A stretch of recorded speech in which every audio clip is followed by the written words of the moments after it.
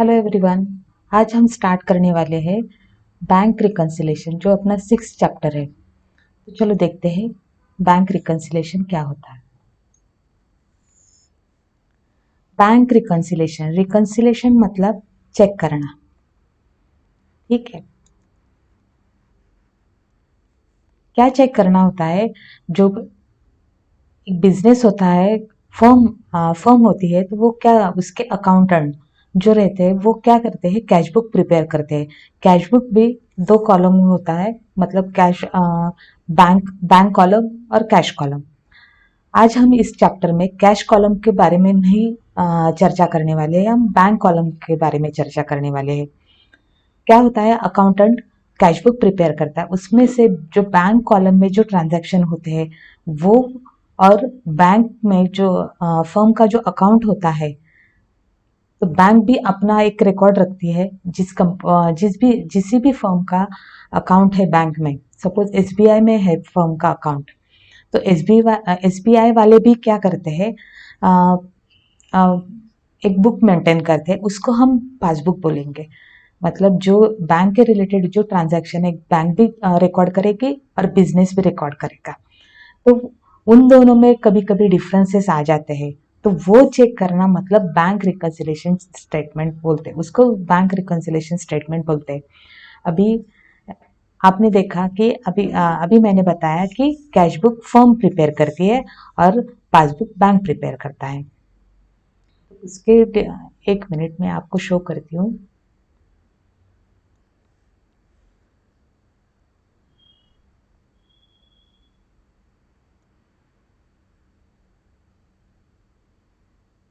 एक ही मिनट, कौन से पेज पे है देखना पड़ेगा।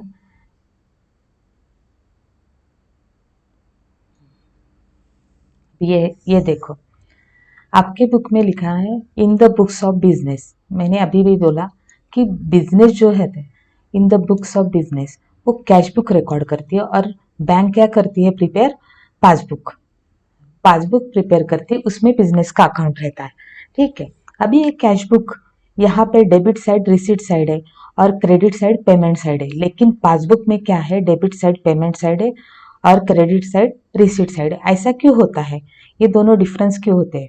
अभी कैश बुक, बिजनेस का जो कैश बुक होता है, उसके उसमें बैंक कॉलम रहता है। तो जो अपनी बैंक में जो भी बैलेंस रहता है वो रिसिप्ट साइड पे रिकॉर्ड होता है, क्योंकि वो अपनी एसेट रहती है। लेकिन जब हम डिपॉजिट करते हैं, चेक डिपॉजिट करते हैं, वो अपनी एसेट रहती है, लेकिन उसी टाइम वो बैंक की लायबिलिटी रहती है। इसीलिए वहाँ पे बैंक पासबुक में रिसिप्ट साइड क्रेडिट साइड में आती है। और आपको तो पता है, credit side always show the liabilities और debit side always show the asset. अभी क्या होता है, जब हम चेक डिपॉजिट करते हैं बैंक में, वो अपनी एसेट रहती है, लेकिन उसी वक्त वो क्या होती है, बैंक की लायबिलिटी होती है, क्योंकि उसको वो पैसे हमको रिटर्न करने होते हैं, वो बैंक का ऑब्लिगेशन रहता है। इसीलिए कभी भी, अभी ये याद रखना, कैश बुक की डेबिट साइड रिसिट साइड होती है, लेकिन पासबुक की क्रेडिट साइड रिसिट साइड होती है। वैसे ही सेम, अगर हमने किसी को चेक इशू किया, तो हम क्रेडिट साइड में रिकॉर्ड करेंगे, लेकिन उसी टाइम बैंक क्या करेगी, डेबिट साइड में रिकॉर्ड करेगी, क्योंकि वो उसके लिए एसेट है। जब भी बैंक चाहे हमको पेमेंट करना पड़ेगा। इसीलिए इतना याद रखना कि पासबुक की डेबिट साइड पेमेंट साइड होती है और कैश बुक की क्रेडिट साइड पेमेंट साइड होती है। ये आपको डिफरेंस समझ में आ गया होगा, आई होप आपको समझ में आ गया। अभी नेक्स्ट देखते हैं। अभी क्या होता है, कभी कभी ये पासबुक और कैश बुक, उसमें डिफरेंसेस आ जाते हैं, अलग अलग बैलेंसेस रहते हैं। सपोज अभी क्या होता है, टॉप लेवल बिजनेस में टॉप लेवल मैनेजमेंट के लोग जो होते हैं, अगर उन्होंने अकाउंटेंट को फोन किया और पूछा कि अपना बैलेंस कितना है, अपना बैलेंस कितना है, मतलब क्या, अकाउंटेंट कौन सा बैलेंस देखेगा, कैश बुक में जो रिकॉर्ड होगा। अगर balance as per cash book, balance as per cash book, अगर 10,000 है, ठीक है, लेकिन उसी टाइम अगर किसी ने फाइनेंस मैनेजर ने अगर बैंक में फ़ोन किया और बैलेंस पूछा बैंक वालों को, तो उन्होंने क्या बोला, बैलेंस एज पर पासबुक। उन्होंने अगर बोला है कि बैलेंस 8,000 है, तो जो दो अभी देखो सेम टाइम पे पूछा है दोनों को, अकाउंटेंट को पूछा तो उसने 10,000 बता दिया, बैंक वालों को पूछा तो उन्होंने 8,000 बता दिया, और एक ही अकाउंट के बारे में दोनों जगह फाइनेंस मैनेजर इंक्वायरी कर रहा है। तो ये डिफरेंसेस क्यों आया है, या ये बैंक की गलती है या बिजनेस की गलती है, नहीं तो कुछ रीजन जो भी है वो रीजन पता करने के लिए क्या करता है, accountant bank reconciliation statement prepare करता है। अभी यहाँ पे देखो, causes of differences in cash book and passbook. हमको क्या करना है, कैश बुक एंड पासबुक के जो डिफरेंसेस है वो पता करने ही, इसीलिए ये बैंक रिकंसिलिएशन स्टेटमेंट प्रिपेयर करते। अभी उसके कॉजेस क्या होते हैं ना, वो देखेंगे। First, due to time differences. इसमें दो पार्ट में कॉजेस दिए है। एक तो फर्स्ट पार्ट में क्या दिया है, due to time difference, second part में due to error and omission made by bank and business. अभी फर्स्ट पार्ट में देखेंगे, ए पॉइंट क्या है, transaction that appear in cash book but not in passbook. अभी यहाँ पे क्या बोला है उन्होंने, कैश बुक में अपीयर हुए हैं कुछ ट्रांजैक्शन और पासबुक में नहीं हुए, ऐसा क्यों हुआ है? तो फर्स्ट रीजन तो क्या है, cheque issue but not presented. अभी क्या होता है, हम किसी को, अगर अकाउंटेंट किसी को चेक इशू कर देता है तो वो क्या करेगा, कैश बुक में तुरंत रिकॉर्ड कर लेगा, कैश बुक के पेमेंट साइड में चेक इशू कर दिया, ठीक है। लेकिन वो बैंक में अगर क्लियर नहीं हुआ, मंथ एंड तक क्लियर नहीं हुआ, तो ऑटोमेटिकली वहां पे रिकॉर्ड नहीं हो पाएगा, इसीलिए डिफरेंसेस आ सकते हैं। सेम वैसे उन्होंने सेकंड बोला है, check deposited but not collected. अभी क्या होता है, अगर किसी का फर्म को किसी का चेक मिल गया, तो अकाउंटेंट क्या कर देगा, तुरंत एंट्री कर कैश बुक में क्या कर देगा कि रिसिट साइड पे चेक डिपॉजिट की एंट्री कर देगा। लेकिन अगर मंथ एंड तक वो क्लियर नहीं हुआ चेक बैंक में, तो बैंक तो रिकॉर्ड नहीं कर पाएगी, उसके वजह से डिफरेंसेस आ सकते हैं। ये दो रीजन है। और बी पॉइंट में उन्होंने बोला है, transaction that appear in passbook but not in cash book. अभी कुछ कुछ ट्रांजैक्शन ऐसे होते हैं वो पासबुक में रिकॉर्ड होते हैं लेकिन कैश बुक में नहीं। ऐसे कौन से ट्रांजैक्शन है, इंटरेस्ट क्रेडिटेड बाय बैंक। अभी आपको पता है पासबुक की क्रेडिट साइड मतलब रिसिट साइड, अगर कुछ इंटरेस्ट क्रेडिट हुआ है बैंक में, मतलब रिसिट साइड में रिकॉर्ड हुआ है, लेकिन अकाउंटेंट को पता ही नहीं, जो अकाउंट मेंटेन करता है, बैंक रिकंसिलिएशन स्टेटमेंट प्रिपेयर करता है, उसको पता ही नहीं कि इंटरेस्ट क्रेडिट हुआ है, उस वजह से भी डिफरेंसेस आ सकते हैं। Direct collection of income on behalf of customer, अगर कस्टमर ने डायरेक्टली डिपॉजिट कर दिया, चेक डायरेक्टली डिपॉजिट बैंक में कर दिया, तो भी वो कैश बुक में नहीं रिकॉर्ड हुआ तो भी डिफरेंसेस आ सकते हैं। Direct payment of expenses by bank, अगर बैंक ने डायरेक्टली कुछ एक्सपेंसेस के पेमेंट कर दिए तो भी डिफरेंसेस आ सकते हैं कैश बुक और पासबुक में। Bank charges interest on bank over interest on overdraft commission charge by bank. अभी यहाँ पे क्या है, bank charges, interest on overdraft commission, अगर बैंक ने कुछ चार्ज किया है वो अकाउंटेंट के कैश बुक में नहीं रिकॉर्ड हुआ तो भी डिफरेंसेस आ सकते हैं। डिसऑनर ऑफ चेक और बिल ऑफ एक्सचेंज, अगर चेक नहीं तो बिल ऑफ एक्सचेंज डिसऑनर हुआ तो भी डिफरेंसेस आ सकते हैं। एक ही जगह पे रिकॉर्ड हुआ, मतलब पासबुक में रिकॉर्ड हुआ और कैश बुक में नहीं रिकॉर्ड हुआ तो डिफरेंसेस आ सकते हैं। Amount directly deposited in bank account, same है यहाँ पे भी, अगर किसी ने अमाउंट डायरेक्ट डिपॉजिट कर दी बैंक में, तो अगर कैश बुक में रिकॉर्ड नहीं हुआ तो सेम ट्रांजैक्शन कैश बुक में रिकॉर्ड नहीं हुआ तो डिफरेंसेस आ सकते हैं। अभी सेकंड पार्ट क्या है, ड्यू टू एरर और ओमिशन मेड बाय बैंक और बिजनेस। कभी कभी क्या होता है, बैंक से नहीं तो बिजनेस से गलती हो जाती है, नहीं तो एक आधा ट्रांजैक्शन अगर मिस हो जाता है, ओमिट हो जाता है, तो भी डिफरेंसेस आ सकते हैं। अभी देखते हैं क्या क्या एग्जाम्पल है। First example, recorded on wrong side, कुछ भी अगर पेमेंट है लेकिन रिसिट साइड पे रिकॉर्ड कर दिया किसी भी एक बुक में, तो भी डिफरेंसेस आ सकते हैं। रिकॉर्डिंग रॉन्ग अमाउंट, किसी भी एक बुक में अगर रॉन्ग अमाउंट का रिकॉर्डिंग कर दिया तो डिफरेंसेस आ सकते हैं। रॉन्ग बैलेंसिंग एंड टोटलिंग, एक किसी भी एक बुक में अगर बैलेंसिंग एंड टोटलिंग रॉन्ग हो तो भी डिफरेंसेस आ सकते हैं। किसी भी एक बुक में डबल रिकॉर्डिंग हो गई तो ट्रांजैक्शन की डबल रिकॉर्डिंग हो गई तो डिफरेंसेस आ सकते हैं। Omission of transaction, same year अगर ट्रांजैक्शन की ओमिशन हो गई किसी भी एक बुक में तो भी डिफरेंसेस आ सकते हैं। अभी ये डिफरेंसेस आ सकते हैं, हमने ये देखा, लेकिन ये स्टेटमेंट कैसे प्रिपेयर करते हैं उसका एक फॉर्मेट रहता है, वो देखेंगे हम।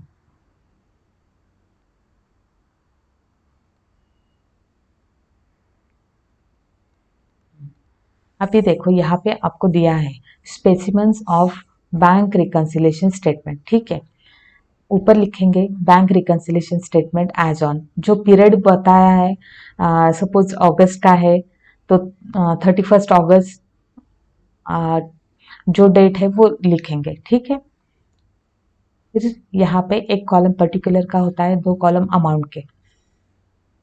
फिर स्टार्ट कैसे करते हैं, बैंक बैलेंस नहीं तो ओवरड्राफ्ट आएगा, एक तो क्या एज पर कैश बुक नहीं तो पासबुक, ये क्वेश्चन में दिया होगा। सपोज हमने bank balance as per cash book से स्टार्ट किया, ये क्वेश्चन में अगर bank balance as per cash book है ऐसा दिया हुआ है तो हम क्या करेंगे, जो भी अमाउंट है बैलेंस की जो भी अमाउंट है हम यहाँ पे लिखेंगे, आउटर कॉलम में लिखेंगे।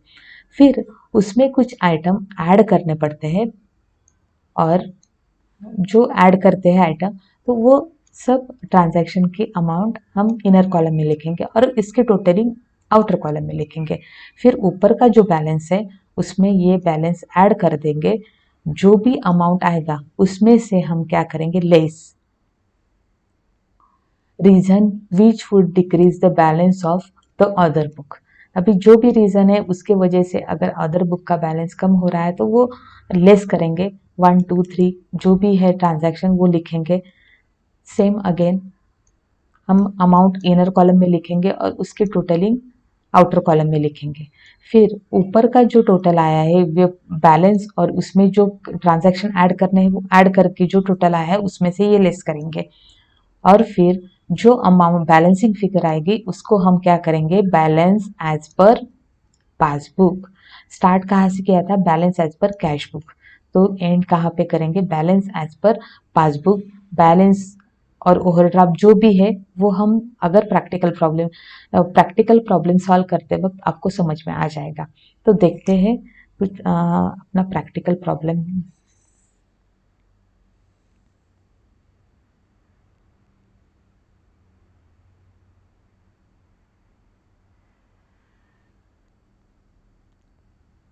प्रैक्टिकल प्रॉब्लम सॉल्व करते वक्त आपको पूरी आइडिया आ जाएगी कि कैसे प्रिपेयर करना है, क्या है।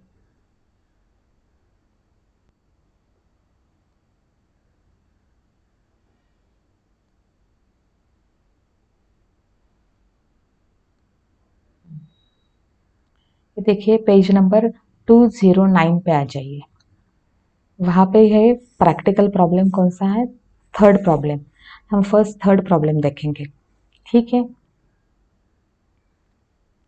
अभी क्या है, on 31 August 2018 bank passbook of mister Ravi show a credit balance of ₹33,600। अभी उन्होंने क्या बोला है कि पासबुक का बैलेंस दिया है, यहाँ पे कौन सा बैलेंस शो किया है, पासबुक का, और क्रेडिट बैलेंस है मतलब रिसिट साइड में जो बैलेंस आएगा वो।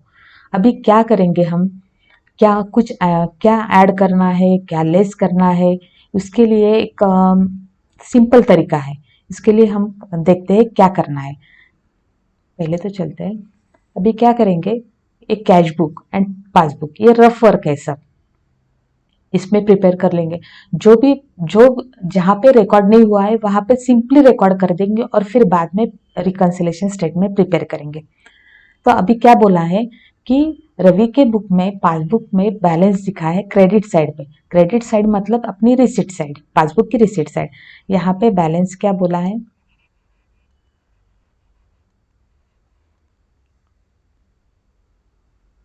बैलेंस 33,600। ठीक है, अभी नेक्स्ट क्या है देखते हैं। ये सब रफ वर्क करेंगे और फिर उसके बाद में करेंगे bank reconciliation statement prepare. But cash book show different balance, अभी कैश बुक में अलग बैलेंस दिखा रहा है। On comparing the two book following differences were notice, अभी क्या किया है, कैश बुक और पासबुक का अलग अलग बैलेंस आ गए। मैंने बताया आपको जो रीजन है वो ढूंढने पड़ेंगे। अभी क्या है, डिफरेंसेस के रीजन उन्होंने नोटिस किए हैं। क्या है, फर्स्ट रीजन क्या है, cheque paid into the bank but not credited before 31st August 2018 amount to rupees 24,500। अभी cheque paid into the bank मतलब क्या, डिपॉजिट किया है लेकिन वो क्लियर नहीं हुआ है। कहाँ पे क्लियर नहीं हुआ होगा, वो पासबुक में क्लियर नहीं हुआ, मतलब रिकॉर्ड कहाँ पे नहीं हुआ, पासबुक में। तो डायरेक्टली हम अमाउंट लिख देंगे। ये देखो, फर्स्ट ट्रांजैक्शन अमाउंट क्या है अभी उसका, 24,500। ठीक है, जहां पे रिकॉर्ड नहीं किया सिंपली वहां पे रिकॉर्ड करने का, बाकी कुछ करने का नहीं। हाँ, सेकेंड ट्रांजैक्शन क्या है, direct deposit by customer through NEFT ₹33,000 recorded in passbook only. यहाँ पे क्लियर कट लिखा है कि पासबुक में रिकॉर्ड नहीं किया है। कहाँ पे रिकॉर्ड करना है हमको, कैश बुक में। और कहाँ पे डायरेक्ट डिपॉजिट मतलब ये रिसिट साइड में रिकॉर्ड करेंगे हम।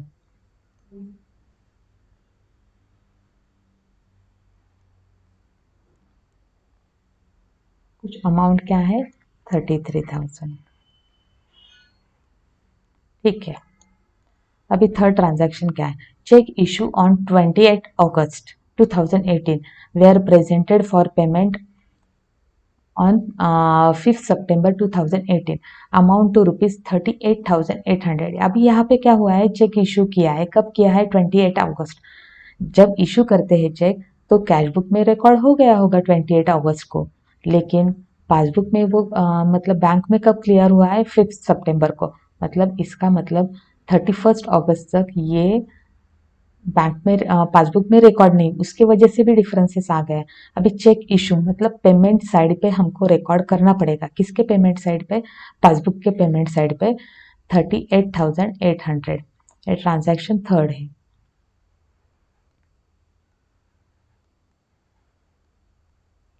38,800। अभी fourth transaction, bill receivable of ₹15,000 discounted with bank was dishonored on 30th August. Intimation of same was received only on 3rd September 2018। अभी ये जो चेक बिल्स रिसीवेबल है वो डिस्काउंटेड किया था, लेकिन डिसऑनर कब हुआ है, 30 अगस्त को। लेकिन उसकी इंटीमेशन बिजनेस फर्म को कब दी है, 3rd सितंबर को। इसका मतलब वो कहाँ पे रिकॉर्ड नहीं हुआ है, कैश बुक में। ठीक है, हम कैश बुक में रिकॉर्ड कर लेंगे। अभी क्या हुआ है, बिल रिसीवेबल मतलब रिसिट साइड का, लेकिन वो डिसऑनर हो गया है, इसीलिए ऑपोजिट साइड पे हम एंट्री करेंगे, मतलब पेमेंट साइड पे एंट्री करेंगे।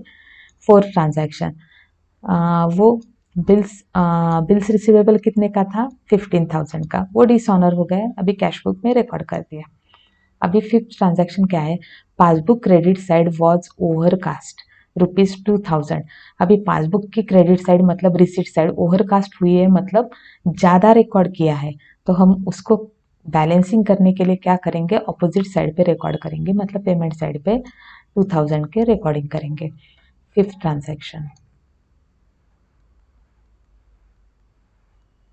2,000।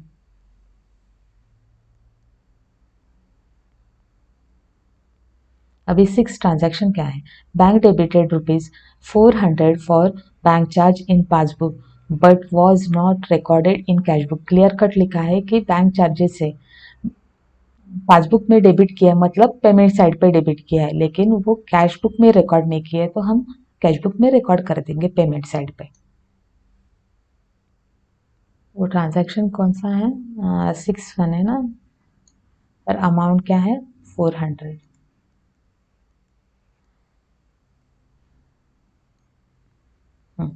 अभी उन्होंने क्या बोला है, prepare bank reconciliation statement as on 31 August 2018। तो देखते हैं कैसे प्रिपेयर करते हैं बैंक रिकंसिलेशन स्टेटमेंट। अभी यहाँ पे बैलेंस कहाँ पे है, पासबुक में बैलेंस दिखा है। तो ये जो साइड है, मतलब पासबुक की रिसीट साइड में जो भी आइटम है वो ऐड करेंगे, वैसे ही कैश बुक के पेमेंट साइड में जो आइटम है वो ऐड करेंगे, लेकिन कैश बुक के रिसीट की लेस करेंगे और पासबुक की पेमेंट के लेस करेंगे। ये सिंपल फंडा है, क्या ऐड करना है और क्या लेस करना है। अभी क्या करेंगे, हम बैलेंस पहले लिख लेंगे, उसमें कौन कौन से ट्रांजैक्शन ऐड करेंगे, 4, 6 और फर्स्ट। फर्स्ट, 4, 6 ये तीन ट्रांजैक्शन ऐड करेंगे, लेस क्या क्या करेंगे, ये तीन, सेकंड, थर्ड, फिफ्थ, और जो भी डिफरेंस आएगा वो बैलेंस रहेगा एज पर, क्या बोलते हैं, अभी as per cash book.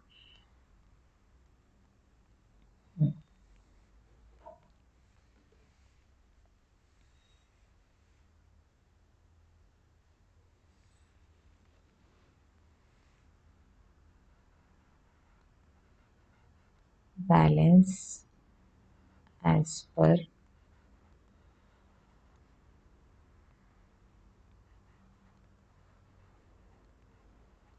Passbook. अभी ये बैलेंस बोला है, ठीक है, मतलब क्या, रिसिट साइड में जो है बैलेंस, वो मतलब कौन सा बैलेंस है, क्रेडिट बैलेंस। अगर डेबिट बैलेंस होता तो यहाँ पर bank bank overdraft as per passbook आ जाता, और यहाँ हम यहाँ पे लिखते क्रेडिट, सॉरी डेबिट लिखते, अभी हम क्या लिखेंगे, क्रेडिट बैलेंस। ठीक है, बैलेंस कितना है, 33,600। अभी कौन कौन से ट्रांजैक्शन ऐड करने हैं हमने रफ वर्क में देख लिया है। बैलेंस के साइड पे जो जो ट्रांजैक्शन है वो ऐड करेंगे।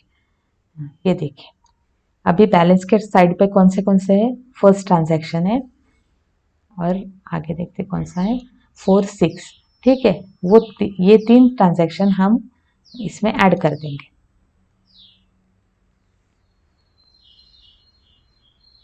अभी फर्स्ट ट्रांजैक्शन क्या है, check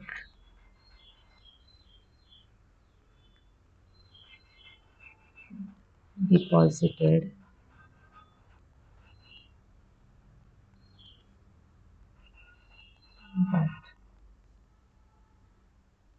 but not clear, bank में क्लियर नहीं हुआ है। ठीक है, अमाउंट कितनी है, 24,000, ये इनर कॉलम में लिखेंगे, 24,500। ठीक है, अभी फोर्थ ट्रांजैक्शन, फोर्थ क्या है, डिस्काउंटेड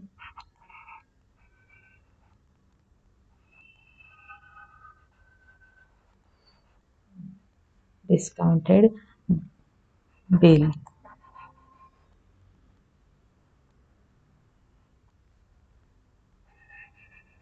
इज ऑनर,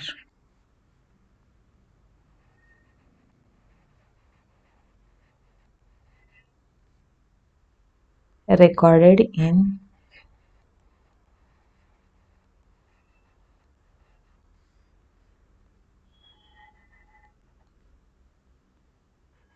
मैं अभी शॉर्ट फॉर्म लिखती हूँ, आपको पूरा लिखना है पासबुक। ठीक है, क्या है, recorded in passbook only, amount कितनी है, 15,000, इनर कॉलम में लिख लेंगे। अभी कौन सा transaction, six transaction,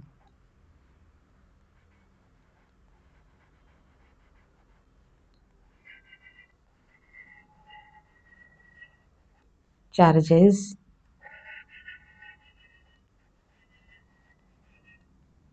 debited by passbook not recorded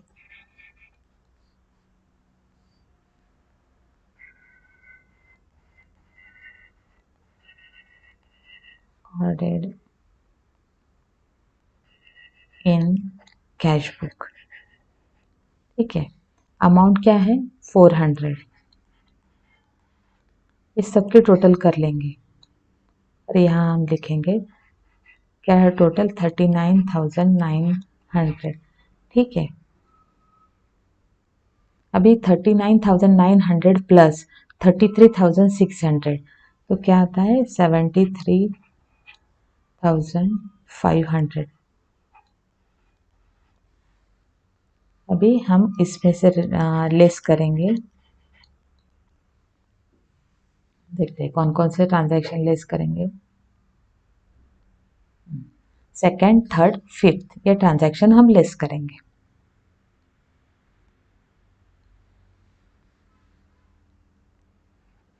second transaction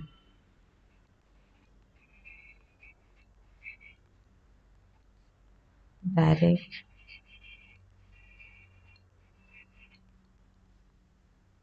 deposit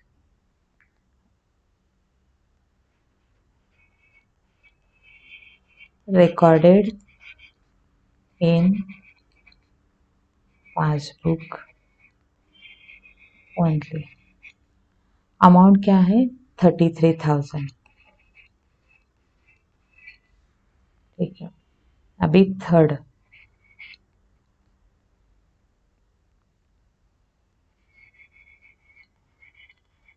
check issue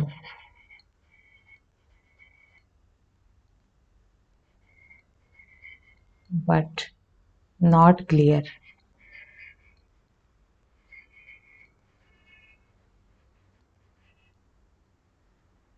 sorry, यहाँ पे मैंने क्या कर दिया, एक मिनट, नॉट क्लियर।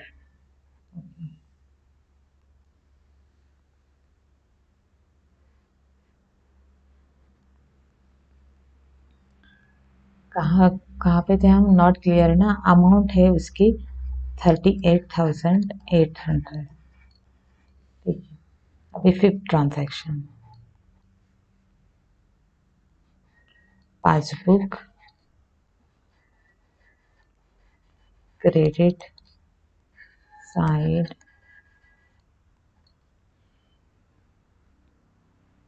ओवरकास्ट।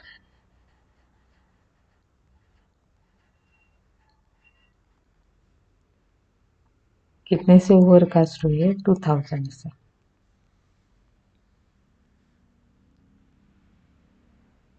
इसका जो है वो टोटलिंग हम यहाँ पे कर लेंगे। इसका टोटलिंग कितना आ रहा है ये ब्रैकेट में लिखेंगे क्योंकि हमको ये अमाउंट लेस करनी है इसमें से 73,800। आप देखेंगे 73,500 और लेस कितने करने हमें 73,800। इसका मतलब यहाँ पे क्या हुआ है, बैंक माइनस में आंसर आया है। तो माइनस में कितना आंसर आया है 300। ठीक है, ये माइनस में आंसर आया है इसीलिए इसको हम क्या बोलेंगे bank overdraft.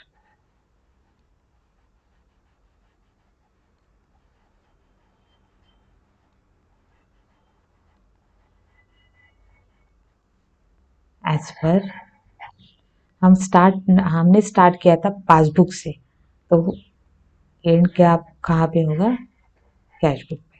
Bank overdraft as पर,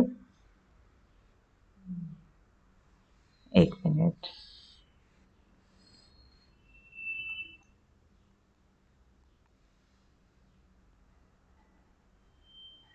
कर लेती हूँ ये।